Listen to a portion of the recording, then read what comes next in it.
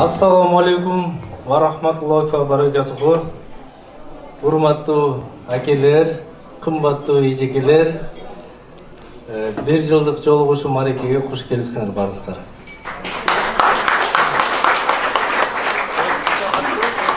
Жылдагыдай эле ушул кичине чакан Ташкөмүр сауда бизнес фондунун кичине чакан бир отчетту, бир 10 мүнөттүк көңүлүңөрдү бер тургула сураныч. Жакшы кунт коюп болбой эле. Биз абадан кубанычтабыз ушу чогулуп ушинтип отурганыбызга. Алхамдулилlah, Кудайга шүгүр.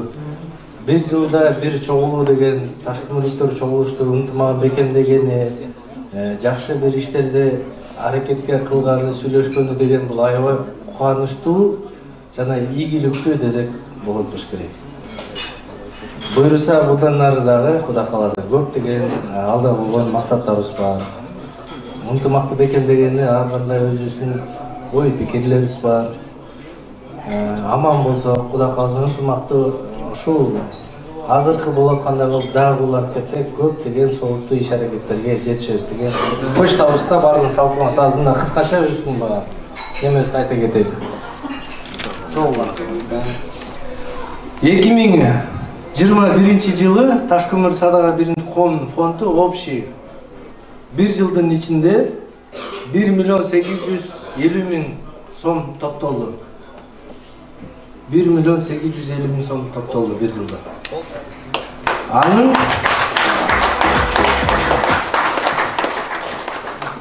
ошонун 120 үй бүлөгө 405 миң сомдук акча жумшалды.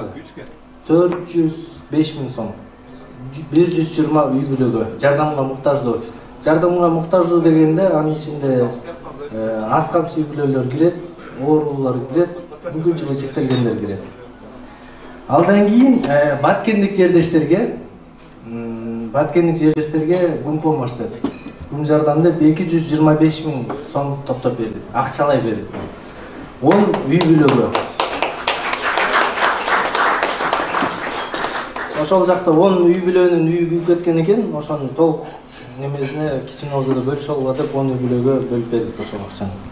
Алдан сырткары 4 мектепке, азыр мектеп боюнча конкурстарды өткөрүп берип атабыз го, ошо 4 мектепке 16.600 сом жумшалды. Бул жана сыйлыктарына, уткандарга, месталарына. Ал жөнүндө анан кененирээк түшүндүрүп беребиз азыр мектеп жөнүндө. Алдан сырткары кайрымдуулук концертке, анан медресеге общий 30.500 сом акчалай жардам берилди. Кайрымдуулук концерт өткөрүп бергенбиз. Ошолго жагы мүмкүнчүлүгү чектелгендерге концерт болгондо да. Ошолго анан медреседеги окуучуларга тамак ашына деп 30.500 сом акчалай жумшалды. Сиздердин берген акчаңардан, садага салгандан. Алдан сырткары 64түк арча алганбыз, 34 миң сомго. 50 лет аллея деген жерге общий 64түк арча отургузулду. Кудай кааласа, алхамдулилlah, быйылга чейин, бүгүнкү күнгө чейин бирөө да пока сол элек бардыгы өзүп атат жакшы. Алдан сырткары 2020да спорт залдар кылганбыз да, ошол жердин 50 миң сому калган эле, ошо 2021дин акчасынан 50 миң сом ошол спорт залдарга жумшалды. Спорт залды 2 спорт зал кылганбыз да. Спорт зал кылган эмеспиз, спорт залдардын душун кылып бергенбиз. Бирөө дотска, борцовский залга, бирөөнүн центрда паркта боксерский залга берген, душ болот. Өзүбүздүн болочок жаш муундарыбызга, спортсмендерибизге бир жакшы шарт болсун деген ниетте. Алдан сырткары 50 лет аллеянын реставрациясына общий детский площадка, асфальт, освещениянын бардыгына 975 миң сом топтолду. Ошончу сом топтолуп жумшалды. Фитир садага бар. Фитир садага 2021дики 86.830 сом болгон. Бунун тең жартылай жарымын бир инсаныбызга, жарымын да бир инсаныбызга бердик.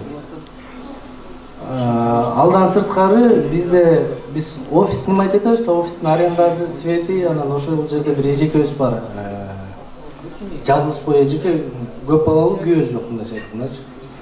ошол эженин айлыгы бар, анан ошол жерде бизге жардамдашып жүрөт. Ошонун айлыктары менен аренда, светтери менен общий 50 000 сом ошол жака жумшалган 1 жылда.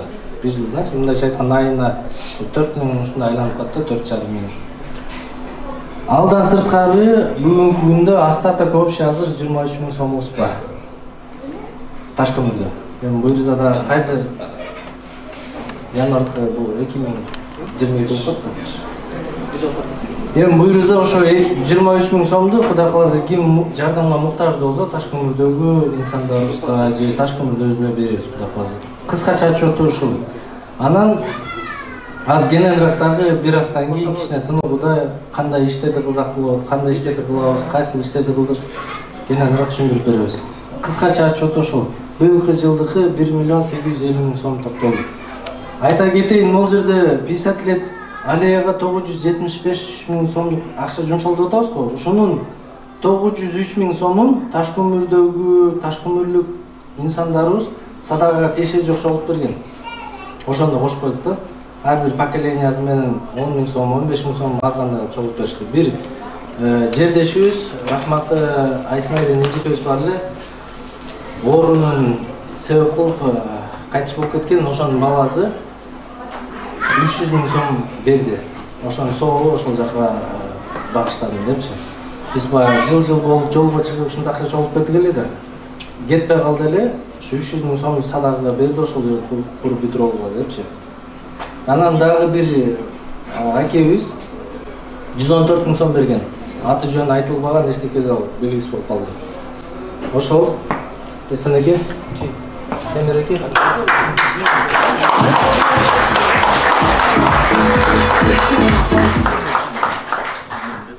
Туугандар, ассаламу алейкум.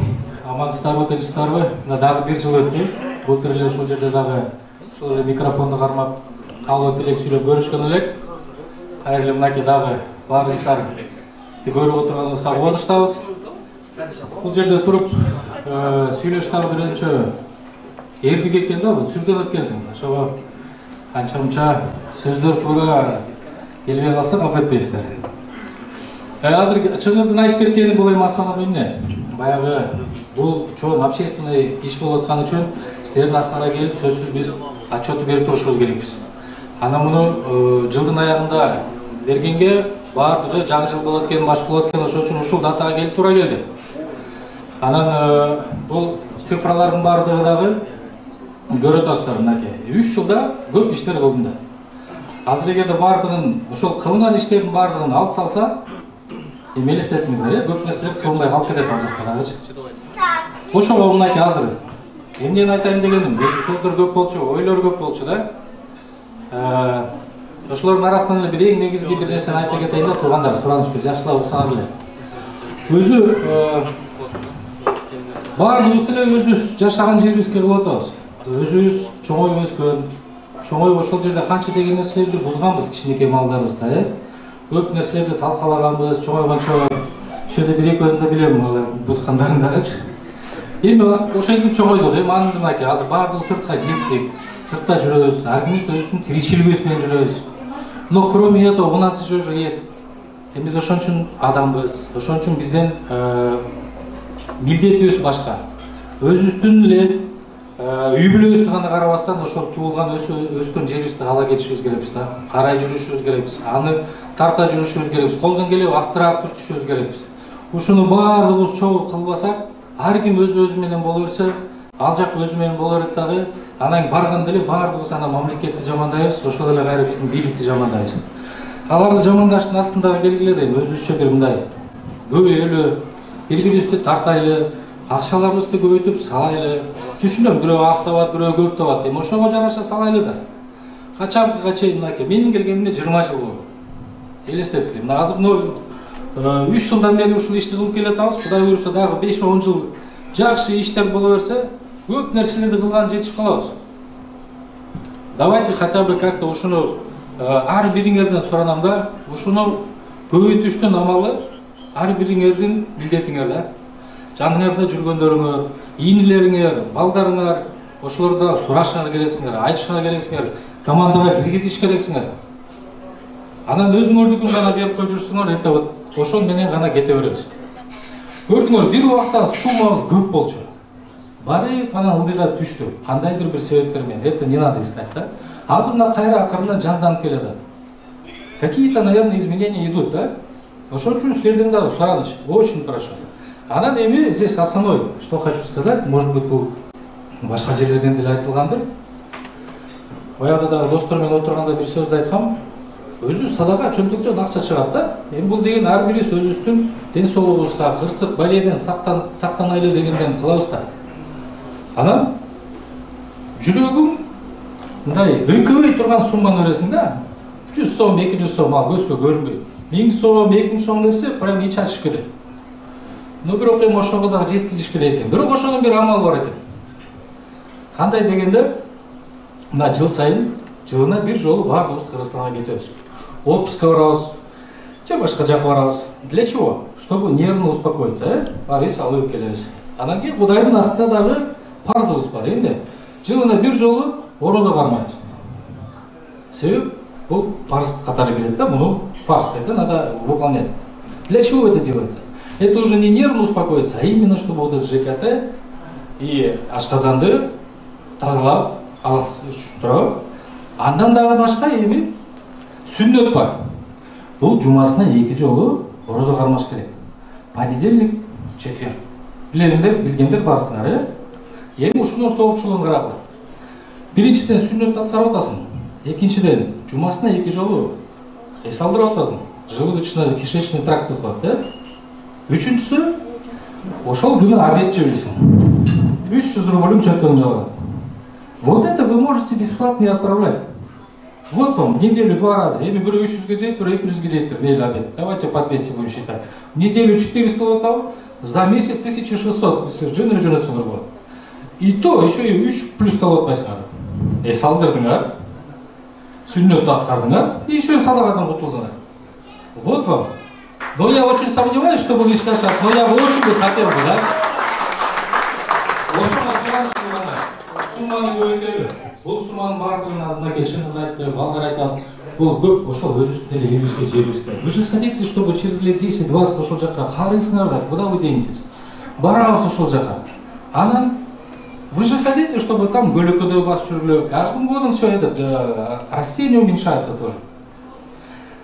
Жаштарга много же инфраструктура, ошол эле бейбе чаларды карай кетели. Но опять же это же зависит от суммы.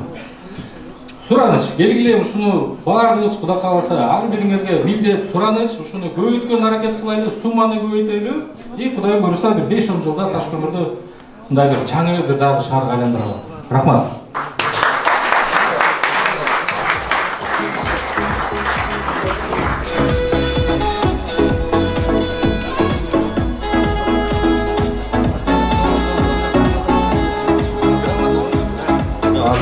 Assalamu alaikum, Tashkent Müftüleşler. Uçraşmaydı, anca uçraşmaganlar менен. Тугандар, биринчиден ушул Ташкент Садaka биримдиги фонду сиздерден кандай десем, терең мындай ыраазыбызда, ушунча келип, салымыңыздарды салып келесиздер, башка кыласыздар, бул жерге келип табып баягы өзүбүздүн тиричилигибизди эле ойлой бербей, кичине болсо дагы убакыт бөлүп келгениңиздерге чоң рахмат. Андан сырткары дагы кичине айта турган нерсе калып кетиптир отчет боюнча. Былтыр мурдагы жылкы эсептин чогулган каражаты 3.444.000 түзгөн да. Бунун баардыгы ошо биздердин салган салыбыз менен чогулуп аткан каражат. Сиздерге чоң рахмат. Быйыл буюрса 1.849.850 дейли, допустим. Ушунча каражат токтолду. Ошондо 2019, 2020, 2021 3 жыл биригип, тугандар биз общий 5 миллион 300 миң рубль топтоп коюп турбуз, билинбеген менен.